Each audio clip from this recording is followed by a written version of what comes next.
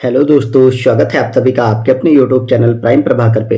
दोस्तों, हम देख रहे हैं इंटरपर्सनल स्किल यूपीपीसीएस के सीसैट के तहत, और उसमें आज हम देखने वाले हैं 2021 के पेपर को। इससे पहले हमने 2023 और 2022 के पेपर को देखा था और आपको बताया भी था कि कैसे पेपर आपको अटेम्प्ट करना है। लगभग वो पूरा पेपर हमने इंटरपर्सनल स्किल और डिसीजन मेकिंग वाले क्वेश्चंस को करा रखे हैं। अगर आपने वो वीडियो नहीं देखी तो डिस्क्रिप्शन में आपको लिंक मिल जाएगा इंटरपर्सनल स्किल की प्लेलिस्ट का, वहाँ से जाकर आप देख सकते हैं। ये हमारा 2021 का पेपर है और ऐसे करते करते हम सारे पेपर्स को देख लेंगे जितने भी बैक में हुए हैं। ठीक है, तो चलिए इस पेपर की शुरुआत करते हैं। और इसमें जो हमारा पहला क्वेश्चन है वो ये है कि प्रतिपुष्टि या जानकारी देना, जिसको कि इंग्लिश में फीडबैक कहते हैं।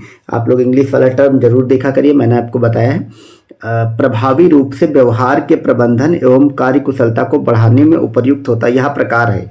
यानी कि प्रतिपुष्टि जो है, फीडबैक जो है, वो किसका प्रकार है। अगर आपने मेरी 2023 वाली और 22 वाली वीडियो देखी तो इसका जवाब आप लोग दे सकते हैं, क्योंकि मैंने संचार का एक पूरा आपको श्रेणी बताई थी कि कहाँ से शुरुआत होती है, कैसे सबसे पहले एक प्रेषक होता है और एक रिसीवर होता है, वो उसको रिसीव करता है। ठीक है, और उसके बाद मैसेज भेजा जाता है, फिर इनकोडिंग होती है, फिर डिकोडिंग, वो सब होता है, और अंत में उसके एक चरण आता है, वो आता है फीडबैक का। जब रिसीवर किसी मैसेज को रिसीव कर लेता है उसके बाद वो फीडबैक देता है। तो वो फीडबैक वो किसका था, वो एक पूरे संचार माध्यम का था। यानी कि आप जो इंटरपर्सनल स्किल करते हैं वो उसका था।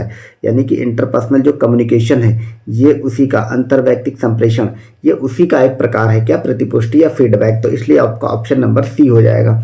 ये बहुत ही सिंपल क्वेश्चन था। ठीक है, इसका व्याख्या भी यही चीज लिखा हुआ है कि प्रतिक्रिया पारस्परिक संचार का एक रूप है।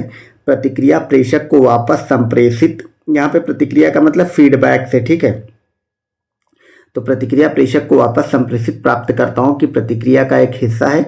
वास्तव में यह प्राप्तकर्ता की प्रतिक्रिया की मात्रा है जो प्रेषक तक पहुंचती है। ठीक है, जो प्राप्तकर्ता वो उस पर क्या फीडबैक देता है, वो प्रेषक तक पहुंचती है, यानी भेजने वाले तक। ओके, तो ये हमारा पहला क्वेश्चन हो गया, इजी क्वेश्चन था। अब दूसरा क्वेश्चन देखते हैं कि निम्नलिखित में से कौन किसी समस्या के समाधान हेतु चिंतन का तरीका नहीं है। आपको किसी समस्या का समाधान करना है और आपको बताना है इनमें से कौन सी उसमें चिंतन का तरीका नहीं है। ठीक है, तो एल्गोरिदम जिसको हम कहते हैं कलन विधि, या फिर ट्रायल एंड एरर, या फिर स्वतः शोध, हेरिस्टिक जिसको कहते हैं, और एनाग्राम्स। तो आपको इसमें से रट लेना है कि एनाग्राम्स जो होता है वो किसी समस्या को सुलझाने का तरीका नहीं होता है। इसके अलावा जो एल्गोरिदम है, एल्गोरिदम आप सबने देखा होगा, जितने भी सोशल मीडिया प्लेटफॉर्म है या आपकी जो यूट्यूब वगैरह हैं, उस पर आप जैसा वीडियो देखते हैं वैसा वीडियो आता है। तो कहीं ना कहीं ये उन प्लेटफॉर्म की समस्या सुलझाता है एल्गोरिदम, तो ये तो उसी पे आधारित है। ट्रायल एंड एरर वो भी समस्या सुलझाता है। आप लोग अगर आपको आंसर ना आ रहा हो तो आप लोगों का एक तरीका होना चाहिए कि आप लोग ऑप्शन को एलिमिनेट करें, ऑप्शन को समझ करके। ठीक है, मैंने यही आपको सिखाया है और आप लोग अभी भी यही समझें। और स्वतः शोध, किसी भी मुद्दे पे अगर आप खुद शोध कर रहे हैं, कुछ जानकारी इकट्ठा कर रहे हैं, तो वो कहीं ना कहीं किसी समस्या का समाधान ही होता है। तो ये तीन के तीनों समस्या का समाधान करते हैं। अब बचा आपका एनाग्राम्स, ये समाधान नहीं करता है। तो अब हम देख लेते हैं कि एनाग्राम्स होता क्या है। ठीक है, तो एनाग्राम जो है समस्याओं को हल करने के लिए सोचने का तरीका नहीं है। यह एक विपर्य एवं एक शब्द या वाक्यांश है जो एक अलग शब्द या वाक्यांश के अक्षरों को पुनर्व्यवस्थित करके बनाया गया है। आमतौर पर सभी मूल अक्षरों का बिल्कुल एक बार उपयोग किया जाता है। एनाग्राम्स एकदम से सिंपल सी बात होती है, मैं आपको समझाता हूँ प्रैक्टिकल वे में कि एनाग्राम होता क्या है। ठीक है, एनाग्राम को आप कह सकते हैं, जैसे हम लोग हिंदी में पढ़ते हैं वाक्यांश के लिए एक शब्द, या फिर हम जिसको पढ़ते हैं इंग्लिश में वर्ड फॉर सब्स्टिट्यूशन, वो वाला होता है एनाग्राम, उसी को कहते हैं। वो जो वाक्यांश के लिए एक शब्द आता है वो होता है एनाग्राम। तो वो कहीं ना कहीं किसी समस्या को नहीं सुलझा रहा होता है, बल्कि एक बड़े से सेंटेंस को एक शब्द में कन्वर्ट कर देता है। ठीक है, तो वो हो जाता है आपका एनाग्राम। अब नेक्स्ट क्वेश्चन देखते हैं। ये हमारा क्वेश्चन ये कहता है कि निम्नलिखित में से व्यवहार परिवर्तन को प्रभावित करने की आधारभूत प्रविधि कौन है। ठीक है, तो आपका जो बिहेवियरल चेंज है, प्रविधि का मतलब होता है मेथड। अगर आपको यहाँ पे कोई चीज़ समझ में नहीं आती तो आप इंग्लिश वाला वर्जन देख लेंगे। ठीक है, तो संप्रेषण क्या, व्यवहार जो आपका व्यवहार है उसमें जो चेंज होता है उसका मेथड है या नहीं है। रिकॉर्डिंग, अभिलेखन। ठीक है, इंग्लिश वाला पढ़ेंगे ज़्यादा समझ में आएगा। रिकॉर्डिंग, ऑप्टिमल रेस्ट, इष्टतम जिसको कहते हैं, और रिदमिक इवोल्यूशन या लयबद्ध मूल्यांकन जो है, आपको ये बताना व्यवहार परिवर्तन को प्रभावित करने के लिए आधारभूत मेथड कौन सा है इसमें से। जैसा कि आपके सिलेबस में ही डिफाइन है, आप सबको पता है कि किसी का भी व्यवहार परिवर्तन अगर आपको करना है तो उसके लिए जो सबसे अच्छा मेथड होता है वो होता है कम्युनिकेट करना, उससे बात करना। ठीक है, आप रिगार्डिंग कर लेंगे उससे किसी का व्यवहार परिवर्तन थोड़ा होगा, ऑप्टिमल रेस्ट देंगे उससे भी नहीं होगा। रिदमिक इवोल्यूशन लयबद्ध मूल्यांकन कैसा भी करें, लयबद्ध करें या वैसे करें, उससे नहीं होता। लेकिन एकमात्र आपका कम्युनिकेशन जो है, संप्रेषण आप किसी से करते हैं तो इससे उसके व्यवहार में परिवर्तन आता है। ठीक है, यही चीज़ यहाँ पे आपके व्याख्या में लिखी हुई है, कुछ भी अलग नहीं लिखा हुआ। ठीक है, क्योंकि व्याख्या में बहुत ज़्यादा भाषाई और किताबी बातें लिखी होती, लेकिन आपको वहाँ पे ये वाली किताबी बातें याद नहीं रहेंगी, वहाँ पे आपको क्वेश्चन देखना है। ठीक है, नेक्स्ट क्वेश्चन देखते हैं। हमारा नेक्स्ट क्वेश्चन है कि समस्या समाधान प्रक्रिया अनिवार्य रूप से भ्रमण है। तो किसका भ्रमण है? मानसिक स्थिरता के माध्यम से, अनुक्रिया स्थिरता के माध्यम से, समस्या परिक्षेत्र के माध्यम से और सक्रिय परिदृश्य के माध्यम से। तो मेंटल फिक्सनेस नहीं होगा। आपकी समस्या समाधान करने की जो प्रक्रिया है, क्या वो आपकी मेंटल फिक्सनेस है यानी कि आप मानसिक रूप से स्थिर हो जाएंगे? ऐसा नहीं है। क्या वो रिस्पॉन्स फिक्सनेस है यानी कि अनुक्रिया प्रतिक्रिया है? आप किसी समस्या को समाधान कर रहे हैं तो क्या वो जरूरी है कि वो किसी ना किसी चीज़ का रिस्पॉन्स करने के लिए हो, यानी कि रिस्पॉन्स फिक्सनेस का मतलब होता है रिस्पॉन्स के लिए ही हो, तो ये वाला आपका गलत हो जाएगा। अब है प्रॉब्लम स्पेस, यानी कि समस्या को जो आपकी समस्या है उसके बारे में, उसको सॉल्व करने के बारे में है, तो ये वाला आपका ऑप्शन सही हो जाएगा। सक्रिय परिदृश्य के माध्यम से ये नहीं होगा, एक्टिव प्रोस्पेक्टिव नहीं हो सकता, कभी कभी डिसेक्टिव भी हो सकता है। ठीक है, या पैसिव भी हो सकता है, इसलिए ये वाला गलत होगा। आपका ऑप्शन नंबर सी सही है।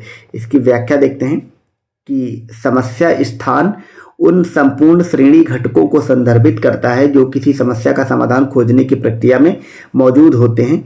किसी समस्या को हल करते समय एक प्रभावी समाधान खोजने के लिए समस्या स्थान के माध्यम से भ्रमण करना चाहिए। ओके, नेक्स्ट क्वेश्चन है कि पारस्परिक लेन देन के रूप में संप्रेषण मॉडल के अनुसार लोगों के मध्य अंतःक्रिया क्या है? ठीक है, तो आपको अगर पारस्परिक लेन देन करना है, इसमें पूछा गया है, और पारस्परिक लेन देन में आपका जो संप्रेषण मॉडल है, यानी कि इसमें सारे लोग बराबर होते हैं। ठीक है, और वो लोग अंतःक्रिया करते हैं, उन सब के बीच अंतःक्रिया मतलब एक दूसरे से क्रिया करेंगे बातचीत की। ठीक है, वो क्या होगा? तो जब अंतःक्रिया होगी तो व्याख्यात्मक नहीं होगा। व्याख्यात्मक में एक व्यक्ति भाषण दे रहा होता है, वो व्याख्या कर रहा होता है किसी चीज़ को, तो ये तो नहीं होगा। अंतःक्रियात्मक इंटरैक्टिव ये भी नहीं होगी कि इंटरैक्टिव बातचीत के माध्यम से कोई भाषण दे रहा हो, यानी जो लोग इंटरैक्टिव होते हैं। ठीक है, और साइमल्टेनियस ये भी केवल साइमल्टेनियस नहीं होगी, ये होगी साइमल्टेनियसली इंटरैक्टिव, यानी कि बराबर, अगर जितना सामने वाला बोल रहा है उतना ही और लोग भी बोल रहे हैं, सब लोग बराबर बराबर बातचीत कर रहे हैं। ये वो उस चीज़ की बात की, क्योंकि यहाँ पे पारस्परिक बातचीत की बात है। तो आप लोग अगर इसका अर्थ निकाल पाएंगे कि साइमल्टेनियसली इंटरैक्टिव क्या होता है, केवल साइमल्टेनियस क्या होता है, तो आप इससे जल्दी पकड़ पाएंगे। ठीक है, तो इसका ऑप्शन नंबर डी सही हो जाएगा। इसकी व्याख्या में वही बात लिखी हुई, कुछ भी खास अलग नहीं है। नेक्स्ट क्वेश्चन देख लेते हैं कि निम्नलिखित में से कौन सा समस्या समाधान में विभाजित करो और जीतो रणनीति का एक संस्करण है? ये सब चीज़ें हैं जो आपको थोड़ा सा रट भी लेनी चाहिए, क्योंकि बहुत सारे क्वेश्चन इसमें रटने वाले भी आते हैं। तो विभाजित करो और जीतो रणनीति का एक संस्करण कौन सा है? क्या वो एनालॉजी है, ट्रायल एंड एरर है, मीन्स एंड एनालिसिस है, या हाइपोथेसिस टेस्टिंग है? हिंदी वाला भी देख सकते हैं आपको, क्योंकि इसमें ऐसे टर्म है कि हिंदी से ज़्यादा इंग्लिश वाले आपको समझ में आएंगे। ठीक है, तो इसका जो सही जवाब हो जाएगा वो होगा आपका option number C, means and analysis, साधन साध्य विश्लेषण। विभाजित करो और जीतो रणनीति का एक संस्करण यही होता है, एक को आप मतलब साध्य मान लें और बाकी को उसको पूर्ति के साधन मान लें, तो ये विभाजित करणों की रणनीति होती है, और इससे आप जीतो रणनीति भी कहलाते हैं। क्योंकि ट्रायल एंड जो एरर होता है वो कहीं ना कहीं संप्रेषण मॉडल होता है, एनालॉजी जो है वो भी संप्रेषण में आ जाता है, और परिकल्पना परीक्षण भी मतलब जो आपका कम्युनिकेशन होता है उससे पहले का पार्ट होता है। ठीक है, तो ये उसमें नहीं आएगा, लेकिन यहाँ पे विभाजित करने की बात आएगी तो उसमें आप एक को साध्य मानेंगे, बाकी सबको उसको पूर्ति का साधन मानेंगे। ठीक है, तो इसलिए आपका ऑप्शन नंबर सी हो जाएगा। बाकी अगर आपको इसमें कुछ समझ में ना आ रहा हो तो आप रट लीजिए कि विभाजित करो और जीतो, इस टाइप का अगर कोई बात आए, ठीक है, तो वहाँ पर आपका साधन साध्य विश्लेषण होगा। ओके, नेक्स्ट इस क्वेश्चन देखते हैं, या इसकी व्याख्या भी देख लेते हैं कि विभाजित करो और जीतो रणनीति एक पुनरावर्ती समस्या समाधान दृष्टिकोण है जो एक समस्या को छोटी उप समस्याओं में तोड़ता है, उप समस्याओं की पुनरावर्ती रूप से हल करता है और अंत में मूल समस्या को हल करने के लिए उप समस्याओं के समाधान को जोड़ता है। समाधान अंत विश्लेषण विभाजित करो और जीतो रणनीति का ही एक संस्करण है। ठीक है, नेक्स्ट क्वेश्चन देखते हैं कि यदि कोई व्यक्ति किसी समस्या का समाधान अपने पूर्वानुभव के आधार पर करने का प्रयत्न करता है तो उसे क्या कहा जाता है। ये एकदम सा सिंपल सा जवाब है। ये शायद अपने 23 वाला पेपर देखा हो तो उसमें भी पूछा गया है। अगर आपके दिमाग में कोई चीज़ पहले से फिट है, पूर्वानुभव है, तो उसको सिंपल सा कहा जाता है कि वो मेंटल सेट है, मानसिक विन्यास है। ठीक है, ये एकदम से आप ऑप्शन बिना देखे भी बता देंगे। आपका मेंटल की सेट किसी ही चीज़ को लेकर के है, आपने पूर्व धारणा बना ली है, तो आप उसी के आधार पर किसी समस्या का समाधान करेंगे। ठीक है, यही चीज़ इस व्याख्या में लिखी हुई है। नेक्स्ट क्वेश्चन है कि निम्नलिखित में से कौन सा एक पराभाषा पैरा लैंग्वेज में सम्मिलित नहीं है। 2022 के पेपर में मैंने आपको पैरा लैंग्वेज के प्रकार और ये सब चीज़ें समझाई थी। ठीक है, तो आवाज़ की गुणवत्ता पैरा लैंग्वेज में शामिल होती है, स्पीच की जो रेट होती है वो भी उसमें शामिल होती है, और जो पिच होती है वो भी शामिल होती है। लेकिन वर्बल जो इंटरेक्शन होता है, जो आप मुंह से बोल करके करते हैं, ठीक है, मौखिक अंतर्क्रिया जिसको कहते हैं, वो पैरा लैंग्वेज में शामिल नहीं होती है। क्योंकि पैरा लैंग्वेज में कौन कौन सी भाषा शामिल, पैरा लैंग्वेज में जो आप मतलब बोलते नहीं है मुंह से और हाथों से लिखते नहीं, यानी कि जो आपका मौखिक ना हो और लिखित ना हो, उसके अतिरिक्त जो भी भाषाएं होती हैं, जो आप आंगिक रूप से करते हैं, हाव भाव से करते हैं, इशारों में करते हैं, वो सारी की सारी भाषा पैरा लैंग्वेज में आती हैं। ठीक है, और लिखित और मौखिक वाली पैरा लैंग्वेज से अलग होती हैं। तो यहाँ पे मौखिक अंतःक्रिया था, यहाँ पे अगर रिटन इंटरेक्शन होता तो वो भी इसका आंसर हो जाता। ठीक है, जैसे इसका एग्जांपल हमने क्या देखा था पैरा लैंग्वेज का, कि जो ट्रैफिक मैन होता है हाथ से इशारे करता है, ये सब जो चीज़ें होती हैं पैरा लैंग्वेज में आती हैं। ठीक है, यही चीज़ इस व्याख्या में दी गई। ये वाला सवाल रिपीट किया गया है, 2012 में भी आया था। ठीक है, नेक्स्ट क्वेश्चन देखते हैं कि वह संप्रेषण जो किसी संगठन में समय बचाता है और समन्वय को सहज बनाता है वह क्या कहलाता है। देखिए कितने सरल सरल और कितने क्वेश्चन, मतलब कितने अच्छे क्वेश्चन है। आप ऑप्शन से भी एलिमिनेट कर लेंगे। अगर किसी संगठन में कोई समय बचाएगा और सहज बातचीत करेगा तो वो न्यूट्रल तो नहीं होगा, ठीक है, और अपवर्ड भी नहीं होगा, ऊर्ध्वगामी, ठीक है, और डाउनवर्ड भी नहीं होगा। ये तो दोनों नहीं होंगे क्योंकि एक दूसरे के विपरीत है। ठीक है, वो कहीं ना कहीं लेटरल कम्युनिकेशन होगा, जिसको कि पार्श्विक संप्रेषण कहते हैं। ठीक है, पार्श्विक संप्रेषण क्या होता है, लेटरल वाला, कि जितने भी लोग हैं उस संगठन में सारे के सारे लोग अपनी बातचीत कर रहे हैं। ठीक है, ऊर्ध्वगामी में क्या होगा, एक लोग करेंगे, इसमें कि बाकी सारे लोग ही बोलेंगे, मतलब अच्छे से बात नहीं करेंगे। और न्यूट्रल वाले में तो वही होगा कि सही से बातचीत ही ना हो पाए। तो ये लेटरल वाला जो होता है कि सारे लोग बातचीत करते हैं, तो और जब सारे लोग बात करते हैं तभी सब अपनी बात रखते हैं और समय बचता है और जो आपका समय कम्युनिकेशन है वो सहज बनता है। ओके, तो इसलिए आपका ऑप्शन सी सही हो जाएगा। इसकी व्याख्या है कि एक संगठन में समय बचाने और समन्वय की सुविधा के लिए क्षैतिज संचार या पार्श्विक संप्रेषण की अक्सर आवश्यकता होती है। समान संगठनात्मक स्तर पर कर्मचारियों के बीच क्षैतिज या पार्श्व संचार होता है। तो ये वाली लाइन, इसमें आप लास्ट वाली लाइन जरूर याद रखें, क्योंकि अगली बार आपसे पूछा जा सकता है कि समान संगठनात्मक स्तर पर कर्मचारियों के बीच कैसा संचार होता है, तो वो होता है क्षैतिज या पार्श्व। आप याद रखेंगे क्षैतिज या पार्श्व किसने बीच होता है, संगठन में समान कर्मचारियों के बीच। ठीक है, ये लाइन लास्ट वाली आप याद रखेंगे। अब हम नेक्स्ट क्वेश्चन पे आ गए हैं। 10वां क्वेश्चन हमारा है कि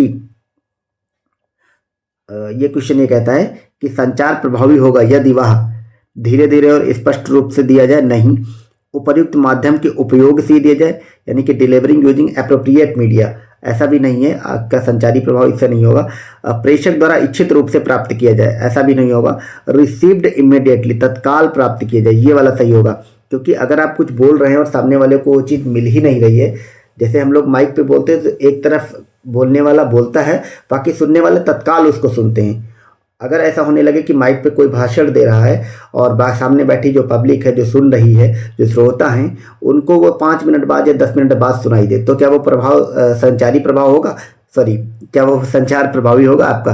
तो ऐसा नहीं होगा। इसीलिए आपका जो रिसीव्ड इमीडिएटली होगा ये संचार प्रभावी होगा। ये सिंपल सी बात है, आपको ऐसे समझना है। ठीक है, जो मैंने एग्जाम्पल दिया, और यही चीज़ इसकी व्याख्या में लिखी हुई है। हम लोग नेक्स्ट क्वेश्चन देखते हैं कि समस्या पर निद्रा एक प्रकार है, यानी कि स्लीपिंग ऑन ए प्रॉब्लम, यानी कि आप, इसका सिंपल सा मतलब होता है आप किसी समस्या पर आंख मूंद लें या उस पर सो जाए, यानी उसको भूल जाएं समस्या को। तो ये किसका प्रकार होता है? ठीक है, तो क्या वो अमूर्तता का होता है? नहीं। क्या वो इमोशनल स्टेबिलिटी का होता है? इनस्टेबिलिटी का होता है? नहीं, ये भी नहीं होता है। क्या वो इंक्यूबेशन का होता है? उद्भवन का होता है? ये सही है एकदम, इसी का होता है। निष्क्रियता का तो बिल्कुल भी नहीं होता है। हालांकि आप लोग समस्या पर निंद्रा वाली बात करेंगे तो निष्क्रियता बहुत लोग लगा लेंगे, पर ऐसा नहीं है, क्योंकि आपको इंक्यूबेशन समझना है कि क्या होता है। तो हम देखते हैं कि इंक्यूबेशन क्या होता है, यानी कि उद्भवन क्या होता है। किसी समस्या पर निंद्रा अंतर्दृष्टि को सुविधाजनक बनाने का एक तरीका है। यह उष्मायन ऊर्ध्वन का एक रूप है। इसका अर्थ है कि कोई व्यक्ति किसी समस्या से दूर समय बिताकर उसका समाधान निकालता है। ठीक है, तो आप इसकी परिभाषा जरूर याद रखें। आपको ये लास्ट की जो 2 लाइन दी हुई है व्याख्या में, ये आपको याद रखनी है। थोड़ा सा चीज़ों को याद भी रखने का प्रयास करें आप लोग, क्योंकि कभी कभी कुछ चीज़ें तो याद करनी ही पड़ेंगी, वो चीज़ें ऑप्शन से नहीं बन पाती। तो आप लोग इतना सिर्फ याद रखें कि इंक्यूबेशन क्या होता है। इंक्यूबेशन का सिंपल सा मतलब होता है, कोई व्यक्ति, जैसे मान लो कोई समस्या है, वो उस समस्या के पास एकदम नहीं बैठा हुआ, वो दुनिया में मतलब वो कहीं दूर बैठा हुआ है, जिसका उस समस्या से ज़्यादा संबंध भी नहीं है, या संबंध होते हुए भी उससे लगा हुआ नहीं है, लेकिन वो निरंतर उस पर काम कर रहा है, भले जिसको हम बोलते हैं कि ये बैकग्राउंड में काम कर रहे हैं। ठीक है, तो उस पर काम कर रहा है ताकि वो उसको सॉल्व कर सके, तो वो होता है इंक्यूबेशन या उद्भवन, और उसी को हम समस्या पर निंद्रा कहते हैं। ठीक है, इसका सिंपल सा मतलब ये होता है, मैंने अपने शब्दों में समझाने का प्रयास किया। अगला क्वेश्चन देखते हैं कि संप्रेषण प्रक्रिया में सूचना को जानबूझकर हेरफेर करना क्या कहलाता है। तो ये एकदम से आप देख सकते हैं कि वो दृढ़ता परकता नहीं होगी, विचलन भी नहीं होगा, अमूर्तता भी नहीं होती, वो होता है फिल्ट्रेशन, फिल्टर लगा देना। यानी कि जो सूचना है, जो सूचना आई, असली सूचना ना दे करके उसमें आप फिल्टर लगा दें, यानी कि हेर फेर कर दें, तो उसी को कहते हैं। अगर आप यहाँ पे फिल्टर का मतलब, फिल्ट्रेशन का मतलब समझ पाएंगे तो आराम से इसका आंसर निकाल पाएंगे। जैसे कि लिखा हुआ कि निस्यंदन मतलब कि फिल्टरिंग प्रभावी संचार के लिए एक बाधा है, जो तब होता है जब कोई प्रेषक जानबूझकर जानकारी में हेरफेर करता है ताकि रिसीवर को इसे अधिक अनुकूल रूप से देख सके। ओके, अब नेक्स्ट क्वेश्चन देखते हैं कि समान समूह के सदस्यों के मध्य संप्रेषण कैसा होता है।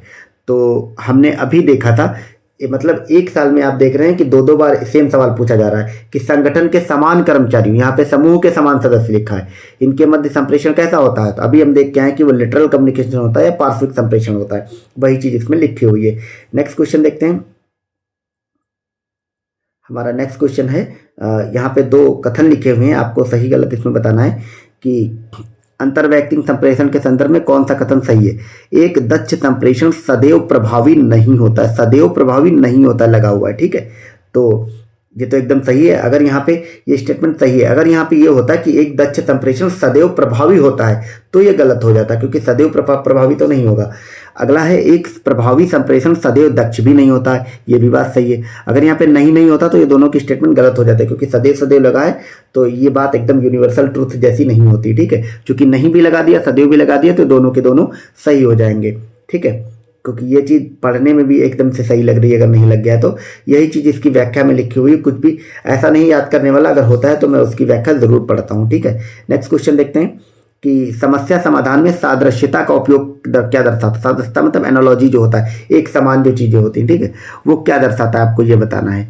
तकनीकों का अनुप्रयोग जिनका उपयोग पिछली समान परिस्थितियों में किया गया था, एकदम से सही जवाब है और यही इसका सही जवाब है। सादृश्यता का मतलब होता है कि जैसे आपने कोई पिछली समस्या सुलझाई, ठीक है, उसमें आपने किन किन तकनीकों का उपयोग किया, वो उन चीज़ों को आप याद रखेंगे, ताकि अगली जब उसी टाइप की कोई समस्या आए तो आप उन्हीं तकनीकों का यूज़ करें। तो यानी कि आपने उस पुरानी टेक्निक से सादृश्यता ग्रहण कर ली, उसकी तरह ही आप इसको सुलझाएंगे, वही टेक्निक लगाएंगे तो आपकी समस्या सुलझ जाएगी। तो यही चीज़ का इसमें बात किया गया। बाकी प्रतिबद्धता वगैरह से इसका कोई मतलब नहीं होता, समझाने का भी कोई मतलब नहीं होता, और तकनीकों की अनिश्चितता वगैरह से भी कोई मतलब नहीं होता। ऑप्शन पढ़ने में ही लग रहा है कि पहला वाला सही है। ठीक है, मैंने आपको अपने हिसाब से समझाया कि आप लोग इसमें प्रैक्टिकल अप्रोच ज़्यादा रखिए, प्रैक्टिकल अप्रोच से ही वहाँ पे ऑप्शन को एलिमिनेट कर पाएंगे। ठीक है, क्योंकि आपको जरूरी नहीं कि यही सवाल पूछा जाए, जो आपके थ्योरी वाला पार्ट होता है, जो रटने वाला मैं बताता हूँ, वो वाला पूछा जा सकता है, लेकिन ये जो होते हैं समझने वाला, इसको आपको सिर्फ समझना है, क्योंकि वहाँ पे क्वेश्चन डिफरेंट मिलेगा। ओके, नेक्स्ट क्वेश्चन देखते हैं कि अंतर्वैयक्तिक संघर्ष का सबसे अधिक उद्धृत स्रोत क्या है। अंतर्वैयक्तिक जो संघर्ष होता है, यहाँ पे संघर्ष की बात हुआ है, संचार की बात नहीं हुआ है, उसमें सबसे उद्धृत स्रोत आपका क्या होगा। तो ये आपका ऑप्शन से ही आप लोग देख पा रहे हैं कि आपका जो पुअर कम्युनिकेशन होगा वही आपका संघर्ष का कारण बनेगा। अंतर्वैयक्तिक संघर्ष है, आप लोग याद रखेंगे, यहाँ पे संचार नहीं है। ठीक है, आप लोग थोड़ा सा मतलब शब्दों पे भी ध्यान दिया करिए कि संगठनात्मक मानक तो बिल्कुल नहीं होगा, संरचनात्मक विन्यास भी नहीं होगा, सोशल प्रेशर सामाजिक दबाव भी नहीं होगा। लेकिन अगर आपने पुअर कम्युनिकेशन किया, किसी से अच्छा संप्रेषण नहीं किया, तो वही आपके अंतर्वैयक्तिक संघर्ष का कारण बनेगा। ऑप्शन से ही इन सब के आंसर निकल रहे हों। आपने अगर मेरी सारी वीडियो देखी हैं, 23 वाली, 22 वाली या फिर ये 21 वाली, तो आपको देख के लग रहा होगा कि आप लोग मैक्सिमम रटने वाला अगर पार्ट छोड़ दे फिर भी आप 80% क्वेश्चन सिर्फ ऑप्शन के आधार पे कर लेंगे, अगर आप लोग थोड़ा सा मतलब इसको अच्छे से ऑप्शन को समझ ले, या जो आपके हिंदी में जो शब्द लिखे हुए इंग्लिश में उनके अर्थ डिकोड कर पा रहे हैं तो ठीक है। देखते हैं अगला इसकी व्याख्या कि अंतर्वैयक्तिक संघर्ष तब उत्पन्न होता है जब दो लोगों के रिश्तों में असंगत जरूरतें, लक्ष्य, दृष्टिकोण होते हैं। अनुसंधान बताता है कि कमजोर संप्रेषण अंतर्वैयक्तिक संघर्ष का सबसे अधिक उत्कर्ष स्रोत है। ठीक है, अब अगला क्वेश्चन देखते हैं कि निम्नलिखित में से कौन सा प्रतिरूप अंतर्वैयक्तिक संप्रेषण की गत्यात्मकता पर बल देता है। गत्यात्मकता मतलब समझ रहे हैं कि जो आपका इंटरपर्सनल कम्युनिकेशन है उस पे मतलब उसको बढ़ावा क्या देगा, मतलब किससे उसको गति मिलेगी, इसका सिंपल सा मतलब ये है। ठीक है, क्या वो लीनियर मॉडल होगा, रेखीय प्रतिरूप? नहीं, रेखीय प्रतिरूप में तो गति इतना नहीं मिलेगी। क्या वो इंटरेक्टिव मॉडल होगा? नहीं, ऐसा भी नहीं होगा। क्या वो ट्रांजैक्शनल मॉडल होगा या संव्यवहार प्रतिरूप होगा? तो यही वाला होगा। ठीक है, ऐसा क्यों होगा? क्योंकि ट्रांजैक्शनल मॉडल में आपका जो आपका संप्रेषण है यानी कि कम्युनिकेशन है वो एक रूप से दूसरे रूप में बदलता रहेगा, तो आपका इससे आपका जो कम्युनिकेशन है वो ज़्यादा प्रभावी होगा। बाकी सब में इतना प्रभावी नहीं होगा, वो एक रूप में चलेगा। इसीलिए आपका ऑप्शन नंबर सी सही होगा। इसकी व्याख्या है कि संप्रेषण का संव्यवहारात्मक प्रतिरूप सूचना के निरंतर आदान प्रदान को संदर्भित करता है, जहां प्रेषक और प्राप्तकर्ता दोनों प्रक्रिया में शामिल होते हैं और संदेशों को संप्रेषित करने के लिए बारी बारी से हिस्सा लेते हैं। यह प्रतिरूप अंतर्वैयक्तिक संप्रेषण की गतिशीलता पर जोर देता है। अब नेक्स्ट क्वेश्चन को देखते हैं। हमारा नेक्स्ट क्वेश्चन क्या कहता है कि निम्नलिखित में से कौन सचेतन श्रवण में बाधा नहीं है, यानी कि अच्छे से किसी चीज को सुनने में बाधा क्या नहीं है। क्या वो पूर्ण निर्णय बाधा नहीं है? पूर्ण निर्णय तो बाधा है। अगर आप किसी के बारे में पहले से कोई धारणा बना लेंगे तो वो अच्छा से मतलब एज इट इज चीज़ों को सुनने नहीं देगा, क्योंकि आपका मन उसको फिर अपने हिसाब से डिफाइन करके अंदर उसके बारे में अलग अलग धारणाएं बनाने लगा। ठीक है, लेकिन क्या वो ड्यूअल पर्सपेक्टिव है? अगर आप ड्यूअल पर्सपेक्टिव से सोचते हैं किसी चीज को तो वो सचेतन श्रवण में बाधा नहीं बनता है। क्यों? क्योंकि आपने अपना पहले पर्सपेक्टिव सोचा, फिर सामने वाला जो बोल रहा उसका भी पर्सपेक्टिव सोच लिया, तो वो आप एज इट इज ग्रहण करेंगे जैसी वो रियल में बात होती है। इसीलिए सही हो जाएगी। थोड़ा टफ क्वेश्चन लग रहा है लेकिन आप लोग इसको याद रखेंगे। मैसेज ओवरलोड भी मतलब ये तो बाधा होता है, और मैसेज कॉम्प्लेक्सिटी तो भी बाधा होती है। ठीक है, लेकिन ये जो ड्यूअल पर्सपेक्टिव होती है ये सचेतन श्रवण में बाधा नहीं है, आप लोग याद रखेंगे। ठीक है, ये थोड़ा सा टफ क्वेश्चन है लेकिन आप लोग याद रखेंगे इसको। व्याख्या में ऐसा कुछ भी अलग से नहीं लिखा गया है। अगला क्वेश्चन है कि समस्या समाधान में वर्तमान जानकारी को रूपांतरित किया जाता है, किस में किया जाता है? तो ये एकदम से सिंपल सा इसका जवाब है कि समस्या समाधान में वर्तमान जानकारी को आंतरिक मानसिक प्रतिनिधित्व यानी कि इंटरनल मेंटल रीओरिएंटेशन में बदल दिया जाता है। ठीक है, रूपांतरित कर दिया जाता है। इसका ऑप्शन नंबर डी सही होगा। इसमें एकदम से रटने वाला है और सॉरी कुछ भी इसमें समझाने वाला नहीं है, तो ये आप लोग रट लीजिएगा कि आंतरिक मानसिक जो प्रतिनिधित्व होता है वो वर्तमान जानकारी को रूपांतरित कर देता है समस्या समाधान के रूप में। तो यही चीज इसकी व्याख्या में लिखी हुई। नेक्स्ट क्वेश्चन हम देखते हैं कि व्यक्ति के कार्य समय का लगभग कितने प्रतिशत भाग अंतर्वैयक्तिक संप्रेषण में व्यक्त होता है।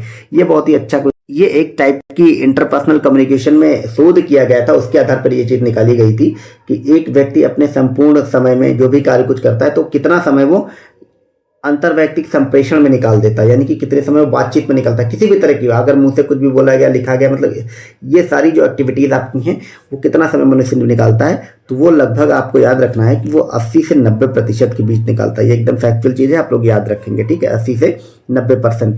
इसमें आपको 40-50 वाले पे नहीं आना है। ठीक है, यही चीज़ इसमें लिखा कि कार्यस्थल में अंतर्वैयक्तिक कौशल कर्मचारी संतुष्टि, सहमति, प्रेरणा, सहयोग, व्यापार में एक महत्वपूर्ण भूमिका निभाता है।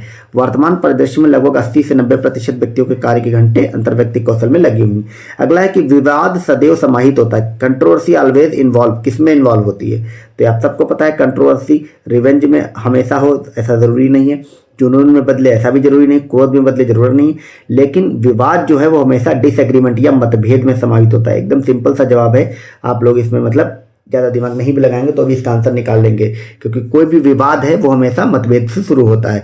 तो ये हमारे इंटरपर्सनल कम्युनिकेशन के 21 सवाल आए थे 2021 के पेपर में, वो हो गए। अब कुछ सवाल हमारे बचे हुए हैं, सॉरी एक क्वेश्चन इसमें और बचा हुआ है, इसके बाद हम डिसीजन मेकिंग वाले सवालों को भी देख लेंगे।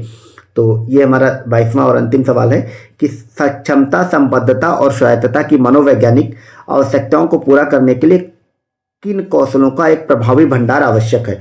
तो ये जो अंतर्वैयक्तिक कौशल है, इंटरपर्सनल स्किल का प्रभावी भंडार अगर आपको होगा तो आप सक्षम भी होंगे, संबद्ध भी होंगे, स्वायत्तता की मनोवैज्ञानिक व्याख्या भी, आवश्यकता भी को भी पूरा कर पाएंगे। आपका ऑप्शन नंबर डी सही हो जाएगा। यही चीज़ आपके व्याख्या में लिखी हुई है, ठीक है। और एक चीज़ मैं आपको बता दूं, आप चाहे ट्रिक समझ लें, 100% तो मैं गारंटी नहीं लेता, लेकिन 80 to 90% चीज़ें सही होंगी। जब भी आपसे कुछ भी इस तरह का लंबा सेंटेंस लिखा हो, अच्छी अच्छी बातें करी जाए, सक्षमता, संबद्धता, स्वायत्तता, प्रभाविता, इस टाइप की कुछ भी बात करी जाए और उसके ऑप्शन में आपका कहीं भी इंटरपर्सनल स्किल या अंतर्वैयक्तिक कौशल मिल जाता है, क्योंकि यही आपका सिलेबस भी है, तो मतलब 80 to 90% टाइम पे यही वाला सही होता है, ठीक है। ये एक ट्रिक है, आपको अगर बिल्कुल कुछ समझना है तो आप लगा सकते हैं, ठीक है। अगर डिसीजन मेकिंग के जो भी सवाल हैं उनको भी देख लेते हैं यहाँ पे, और ये भी उसी से मिलते जुलते सवाल होते हैं।